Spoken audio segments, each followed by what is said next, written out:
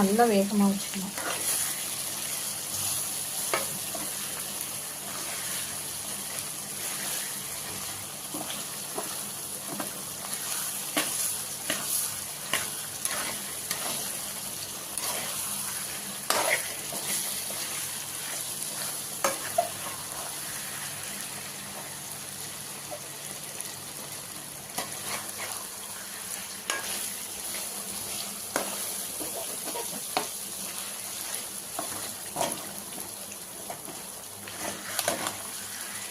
சிக்கனில் இப்போ தண்ணியே இல்லை அப்படின்னா நீங்கள் நார்மலாக எண்ணெய் ஊற்றி சிக்கன் போட்டு தக்காளி போட்டு நீங்கள் பண்ணிக்கலாம்.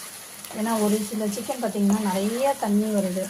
அதனால் அந்த தக்காளி போடுறப்ப கரெக்டாக அந்த தக்காளி வந்து வதங்க மாட்டேங்குது. அதனால தான் நான் ஃபஸ்ட்டு தக்காளி போட்டு சிக்கன் போடுறேன். இப்போ பார்த்திங்கன்னா நல்லா பாருங்கள், கலர் சூப்பராக வந்துச்சு. அந்த நல்ல ஸ்மெல் வருது. இப்போ இந்த ஸ்டேஜில் என்ன பண்ணணும்னா லைட்டாக இந்த மாதிரி சிக்கனை குட்டி விட்டுட்டிங்கன்னா இன்னும் அந்த ஃப்ளேவரு, அந்த காரம், அது எல்லாமே இல்லை அந்த வெள்ளையாக இருக்கும் பார்த்திங்களா. சிக்கனை நம்ம சாப்பிட்றப்ப வெள்ளையாக இருக்கும், அந்த மாதிரி இருக்கவே இருக்காது. எல்லாமே அந்த உள்ளார காரம் இறங்கி நல்ல ஒரு கலர் வந்து லைட் ப்ரௌன் கலர் வந்து உள்ளார காமிக்கும். ஃபுல்லாக அந்த சிக்கன் ஃபுல்லாகவே வந்து இந்த காரம், மசாலா, உப்பு எல்லாமே இறங்கும். வெள்ளையாகவே இருக்காது. நம்ம கடையிலலாம் வாங்கி சாப்பிட்டோம்னா கடிச்சாவே பார்த்திங்கன்னா பாதிக்கு மேலே வந்து வெள்ளையாக இருக்கும். அதில் உப்பும் இருக்காது, காரமும் இருக்காது, டேஸ்ட்டே இருக்காது.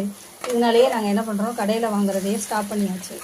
வாரத்துக்கு ஒரு நாள் கடையில் வாங்கிட்டு இருந்தோம். கடையில் வாங்கிட்டு வந்தாவே சாப்பிட்ணுன்னே தோண மாட்டேங்குது.